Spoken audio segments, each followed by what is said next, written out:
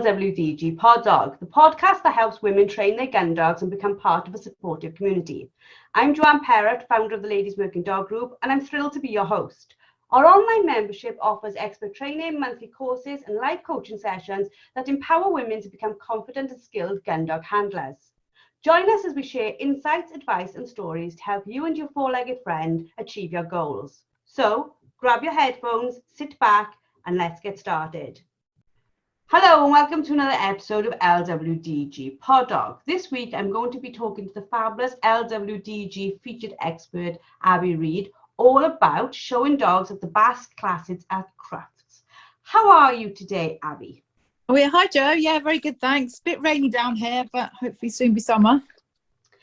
Definitely, we're all waiting for spring to come, especially in Wales, where that's all we seem to have seen is rain. You've been showing in the BASC classes at Crufts for quite a few years now, haven't you? Yeah, we worked out we've been going for 8 years now, just disregarding the year that was cancelled for COVID. So yeah, we figure that we're like seasoned professionals now. It is lovely to chat to you about it because I know there's lots of our community who might be like, they understand what Crufts is, you know, it's a UK show, it's run by the Kennel Club, they understand all that, but they might not really understand about this like little section of it which is run by BASC. So can you tell people, you know, what is the BASC bit of Crufts about? So the BASC element of Crufts is if you have a working gun dog, Casey registered, they run sort of classes for those dogs to enter and be judged just the same as a show Labrador or a show Pointer would be judged, but it's specifically just for working dogs. To enter the class, you have to get a written letter from a keeper saying that you and your dog have been part of their picking up team or beating team for that season.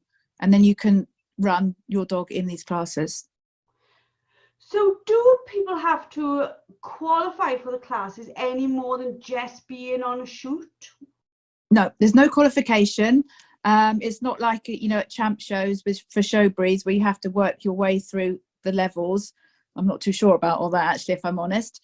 But yeah, as long as your dog is part of a working team on a shoot and the keeper signs off a letter for you, then you can enter. That's the only qualification you need.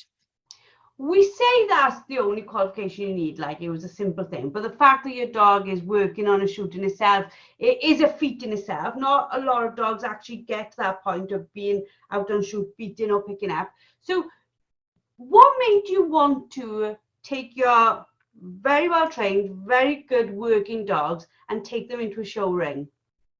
Do you know what? It was just a friend 8 or 9 years ago. She was into showing previously before she got into her working Goldens. And she just mentioned one day, I think we were out at the pub, and she said, you know what, why don't we enter the BASC classes at Crufts? And without really sort of thinking about what it would entail, I think a few of us just thought, oh, what a great idea. So that's how it started. We went for the first time, and it's so far removed from anything that we do during a normal working day. We just really enjoyed it. For one day a year, it's a real treat to do it. And it is lovely that these classes take place because we all see a huge variation in between the show breeds and the working breeds or the working lines of certain breeds. Like a show lab and a working lab look very different. A show cocker and a working cocker look very different. So these classes allow the working line to have its time in the ring, doesn't it? It does indeed, yeah. It's really good to see in the Crufts arena, like, so that members of the public can see actually what a working dog should look like, because they are, as you say, very different to the showbred lines that you see in the ring at the moment. So many moons ago, when you decided you'd go on this like first little adventure to Crufts, what was it like for you? What was like the preparation process? Okay, so what we did was my friend who suggested it is actually, she's very good at showing and she knew what she was doing.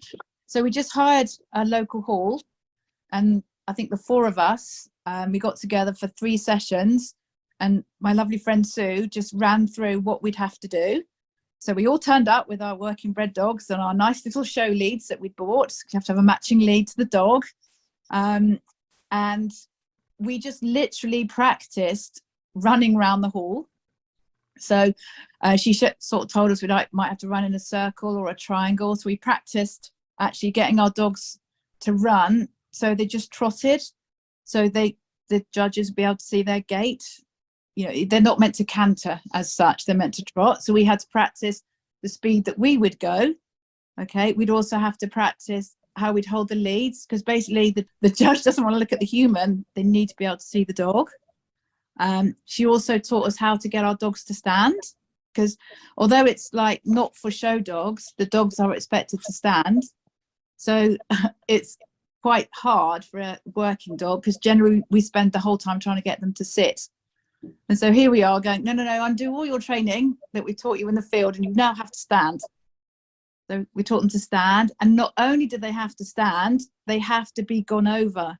So they have to be happy to stand there and have a judge go all over their conformation, down their muscles, look at their teeth. If they're a male dog, they have to have their, family jewels checked out.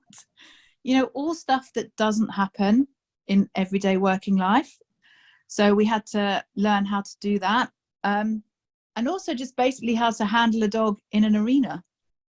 And I'm sure it'd be the same for your dogs. Just even going in a hall with friends' dogs was a new experience for my dogs, because we spend our whole time outside in fresh air. Our daughter Charlotte went through this process probably a couple of years ago now. She was picking up on the Glanasc estate.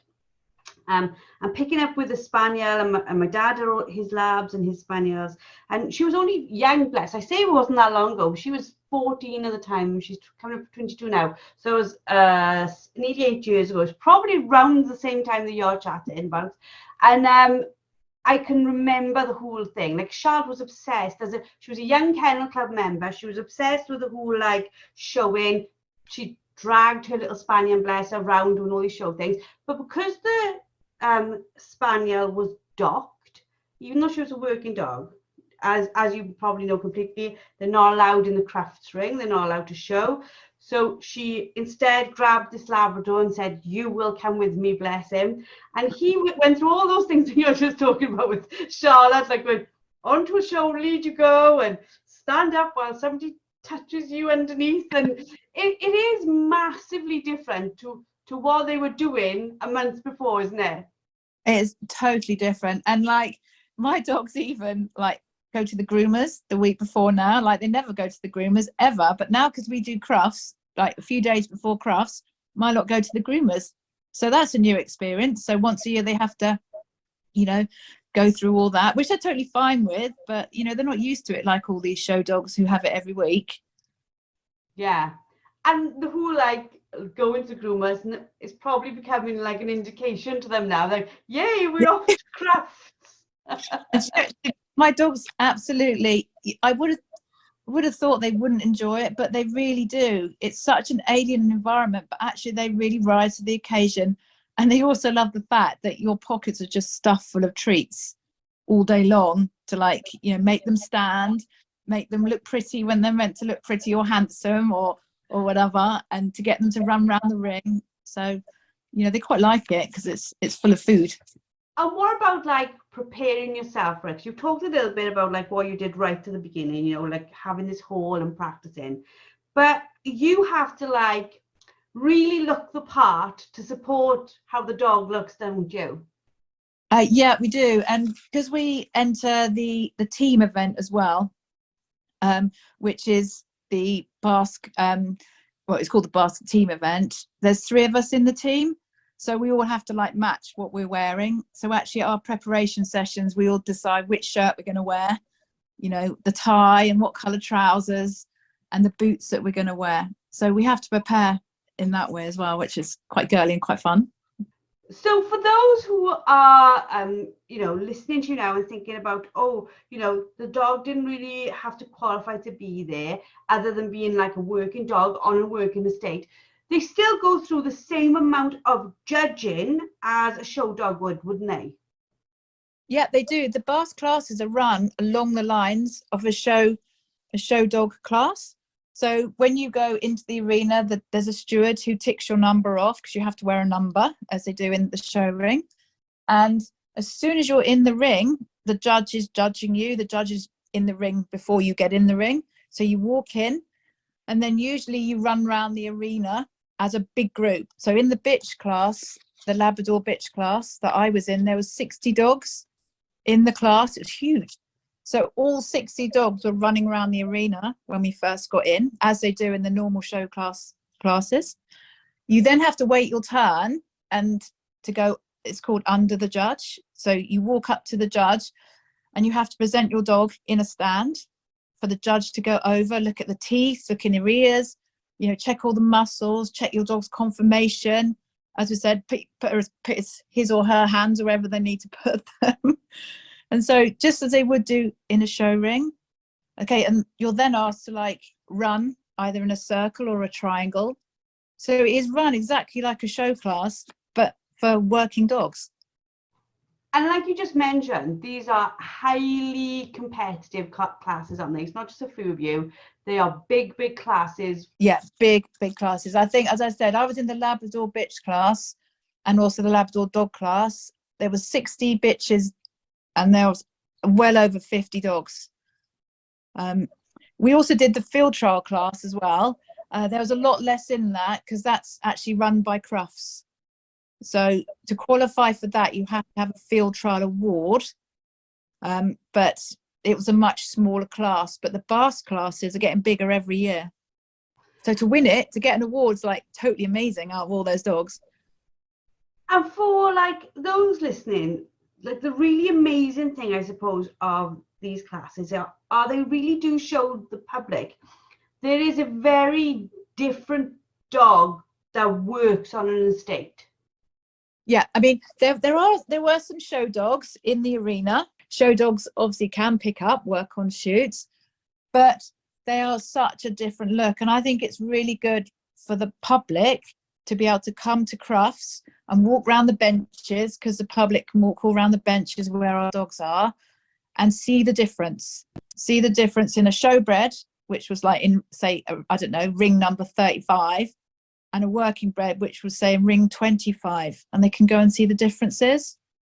Certainly for some breeds, there's a lot of difference between the show and the working. Yeah, absolutely. And for you and for all the competitors, there isn't really like a backstage, is there? Because when you're waiting in your area to go into the class, the public can still see you. Yeah, all day long. It is actually, that's what we really enjoy, because we have members of the public come up and they chat about obviously our dogs, but then they chat about their own dogs, and it's a really friendly day out. And obviously my dogs love it, because everyone tells them how handsome, how pretty, you know, it gives them loads of fuss and attention for the whole day. But yeah, no, it is a good day out, and I recommend anyone to go. And the judges are people from a working background, so they're understanding what they're looking for in the confirmation in this class. Yeah. So for example, the judge for the Labrador bitches this year was Laura Hill, who many of your ladies will know is, you know, very, very big in field trials, you know, and breeds like amazing dogs. So Laura certainly knows what a good dog looks like and feels like. So it's people who know what they're looking for. And I think it's lovely for the whole community to have that opportunity to put their dogs forward in this way. But there isn't part of this day which is about actually seeing them work, is there? No, your dog doesn't come off the lead. So, I mean, you know, we always joke and say maybe you should throw a dummy now, and the first dog to get it is the winner. Like, but no, your dog is off the lead. It's purely in the judge's mind what the best dog on the day is, you know, so that's what the winner's going to be. Do you think that, you know, your dog's lovely, you're enjoying the process, the people in your little team are enjoying the process? Do you think it's something that not keeps the spirit of the community alive, but you get to meet lots of people from other shoots, other places who love what you love, don't you? Yeah, it's all very sociable. And actually, over the years, we have met a few people that we now look forward to meet just through Crufts. You know, like, we'd never see them anywhere else because we don't live anywhere near each other, or perhaps they don't do working tests or trials or anything as such, but they go on shoots. So we sort of like, you know, have a bit of friendly banter every year, and that's just all through Crufts. So going to Crufts over these years, what have you learned? Like, you know, every time we take our dogs out, we come away with like a lesson learned. But what have these particular days given you? So I'll tell you what, Joe, the main thing that I've learned after all these years of going to Crufts is just how adaptable and amenable our working dogs are. I mean, my dogs spend the whole day working in fields, playing in fields, you name it, walking in fields, outdoors. And suddenly for one day a year, we ask them to go into a hall with probably over 1,000 dogs. I couldn't tell you how many people. I'm not very good at estimating that, but loads of people coming at them. And actually they just adapt to it and they enjoy it for that day. They love it. So I think that's what I've learned. I've also learned, for me, actually, I'm always known I'm competitive in everything I do. And I'm like quite competitive even at showing, even though I do it one day a year. Obviously, you know, want to win. I haven't quite done it yet, but you know, it's a good day out, and it's a day that me and my friends, we look forward to. You know, we pack our picnic lunch, you know, we leave the house about 5:30 in the morning, having walked the other dogs, but we've got a picnic lunch, we've got a bottle of Prosecco in a bag, and we just go and we have a good day. On the day, and like across the entire Crufts week, we watch different people in our community who've done different classes all share their wins, and there's a real feeling around that week, I think, of just it, like you said, enjoying something that's not normally part of the gun dog world, and really seeing dogs do incredibly well in a different environment. Yeah, it's amazing. And if you think, like, as I said, but if you think there was just in our arena, there was 50 Labrador dogs, you know, all entire, all, you know, all got hormones or whatever, but there wasn't one cross word between any of them. You know, because the relationship they have with their handler and the fact they're well trained, obedient dogs, it's like everyone just gets on with it. So it's really nice to see. Yeah, and I almost think that people who are not familiar with the sport, they never get to see, you know, when 20 of you jump in a beater's wagon and all the dogs are just chucked in with you and you're all in there, you're all making the best of it. And you don't get these crosswords between the dogs, and everybody copes with very challenging environment changes all the time. And our dogs are a testament to the fact that the way we've trained them is to be social, isn't it? It is, yeah. Social, but not over sociable. You know, so social as in they can deal with anything we throw at them, because you know, they know that actually they're going to be all right because they're with you, and you know, you've got their back. So it's just, they just trot into the hall, you know, at Crufts at the NEC, and like they've done it forever. You know, 2 of my dogs that I took this year have never been before, but they just took it all in their stride. And I really think it's because they're happy in their own skin, and they just take on board whatever I decide we're going to do that day. And your point there is absolutely right, isn't it? They're sociable, but not over sociable. So they're not jumping and like lunging for people and all those things that not so much that you'd see in a show environment, but that you do see with lots of dogs, these like over excited dogs. Our dogs tend to be able to quite happily cope whatever we throw at them. Yeah, and I think throwing them into a big hall with loads of people and loads of dogs is a big ask. But you know, every year I come away really proud of them, and also thinking I've got like the best dog, you know, even though we didn't win. After, you know, you're talking there a little bit about like after the day, is it a case like you've mentioned you haven't won in the 8 years, but is it more for you, like I suppose it is for lots of people, the taking part that counts? It really is. And as I say, but it is just a fun day out. It's so far removed from anything that myself and my friends do. In fact, probably anyone in that arena does. on that day. It's just something we look forward to. I mean, I don't think I could do it any more than one day a year, if I'm honest. Give me a muddy field and, well, maybe not wind and rain, but give me a muddy field and my dog's out in the open any day. But as I say, for a day, it's good. I had an email last week from a dad. His name's Tom Unwin. I don't know if you would even be aware of this, but his daughter Elodie listens to our podcast all the time, and she was at Crufts. She's only, let me just check my facts here, she's 7, and she's like taking part in like loads of little working shoots now, and her most recent achievement came in winning the BASC Young Handler class and being in the second place team in the BASC Gundog team event at Crufts, where she showed Otter's daughter Drift, which is one of their dogs. Can you remember seeing this little girl, I wonder? Yeah, no, we did. Yeah, she was really good. She was really good. And I think her photo's been on a few sort of like Facebook pages and everything. Yeah, but she was amazing. But they have young handler classes for like up to 18-year-olds under a certain age as well. So that's really good. So it's getting young people into it as well.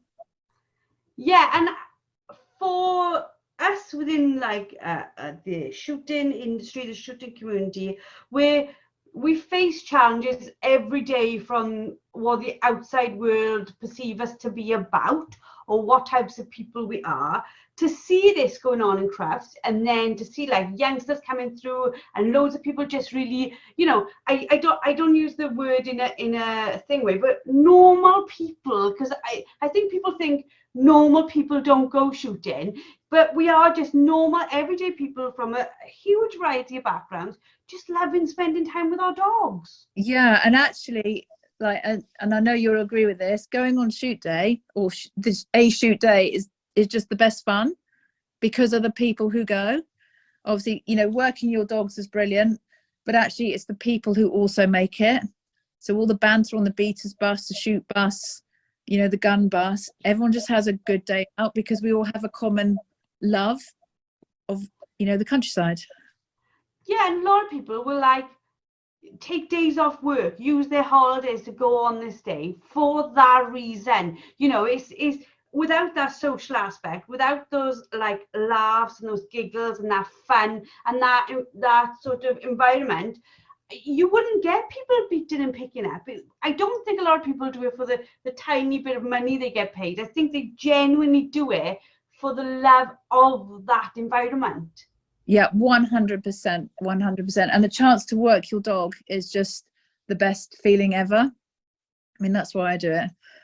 Both those reasons. So what are your future plans for showing dogs at Crufts? Is it like, I'm loving every minute of it, but one day I will take the dog in there that will win? Yeah, of course, Joe. No, obviously it would be nice, but I'm only joking. No, the future plans is just to have another great day out next year. You know, we're making plans already. Like, I think Gundog Day will be on the Friday, so we'll all have to take time off work. Or we work weekends as well, but for those of people with an office job who do it, we'll have to take the day off. And yeah, we'll just get up early and go up the old M1 and have a nice day in a hall with like 1,000 dogs and come home again. So who are the lovely, I'm assuming they both, I think sure you said ladies, who are the lovely ladies who are part of your team as well? Because we haven't mentioned them. Okay, so part of the team, Sue Davidson with her beautiful Goldie Reg. There was Harriet was in the team with She Showed Sherman. And then also we had Claire Donovan with her chocolate Labrador Seren. So as it was, only 3 people can actually do the team events. So Harriet was busy in the field trial class with Lara, her bitch. So Claire with her chocolate Labrador joined the team. So it was me, Claire and Sue in the team. Fantastic. And what sort of advice would you give anyone who's interested in showing their dog in the BASC competition next year? I think, well, you need to get obviously a letter from your gamekeeper or shoot captain to qualify you for your entry. I think what I would do, actually, if I didn't know anyone who knew about showing, I would perhaps go and enroll on a ringcraft course, just a basic course. Like they do them all over the country. I'm sure there's probably websites for it. And I'd just go and maybe do a little 6-week course in how to run your dog around the ring and the etiquette of what you can and can't do. I think that would be my advice. I mean, we had Sue to teach us. We were very lucky. But if I didn't know anyone, I would join a ring craft class.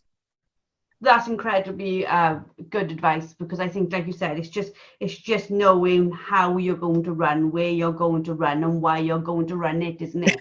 It is like definitely a process. I used to watch Charlotte like literally do practice after practice. The amount of time she'd say to me, "Mum, come watch me, Mum, come watch me, Mum, and my dog's 4 legs and still attached to each corner and pointing down in the same way." And I'd be like, I don't really understand this, but the dog looks okay. But yeah, there is a whole process to it. Yeah. And like you said, the being handled, getting your dog used to being handled by somebody it doesn't know. Both, you know, men and lady judges. So make sure your dog's happy with a man and a lady literally coming at them, I suppose, to open their mouth and go over them. Yeah, definitely. Well, thank you very, very much, Abbie. You're Pleasure. one of our featured experts. You help us with loads. You're part of our hot mess handler course. But talking to you about this, like, and not unusual topic, but this like yearly topic that came up to the ground is absolutely fantastic. I'm sure everybody's absolutely loved it. So thank you for your time. Thank you for your Pleasure. expertise. Is there any sort of final thoughts that you'd like to give our listeners before we end our podcast? Any thoughts? My thoughts would be just enjoy your dogs, whatever you're doing at the time you're doing it, just enjoy it, because they actually are our best friends. So thank you very much, Abbie, for your time, and thank you everybody for listening. We hope that you've enjoyed this week's LWDG Pod Dog, and we look forward to speaking to you all next week. Thank you for listening to LWDG Pod Dog with Joanne Parrott, founder of the Ladies Working Dog Group. If you're interested in joining our supportive community and taking advantage of our group experts training and resources, please visit our website at www.thelwdg.com. Don't forget to subscribe to the podcast and leave us a review, and we look forward to helping you and your 4-legged friend thrive. Until next time, keep training, keep learning, and keep working with your beloved gun dog.